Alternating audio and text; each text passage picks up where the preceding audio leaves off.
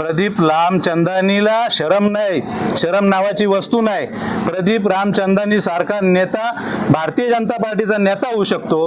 त्या बेशरम माणसाला नेता बनवतात भारतीय जनता पार्टी, त्याला शरम नावाची वस्तू नाही। तुम्हाला सगळ्यांना माहिती आहे कशी फाईल चोरून कुठे टाकत होता, कसा घेऊन जात होता, हे जनतेने बघितलंय।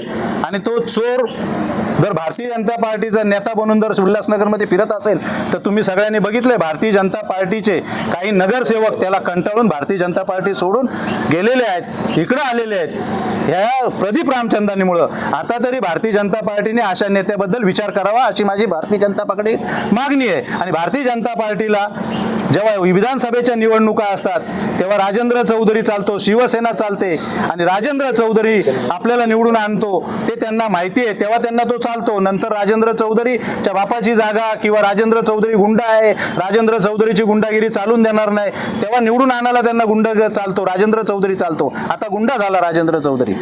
त्यांनी एक वक्तव्य केलं की आमचा जो मित्रपक्ष आहे तो आता एका तडीपार पार्टीसोबत जॉईन झालेला आहे, येणाऱ्या महानगरपालिका निवडणुकीमध्ये त्यांना त्यांचा म्हणजे सुपडा साफ करणार। महानगरपालिकेच्या निवडणुकीमध्ये कोण कोणाला जागा दाखवेल ते त्यांना कळालेलं आहे आणि ते कळाल्यानंतर हे असे उद्योग खोटे नाटी प्रकार करून शिवसेनेला बदनाम करण्याचा प्रयत्न करतायत आणि कोण तडीपार पक्ष त्याचं उत्तर कमलेश निकम देतील, मी नाही देणार।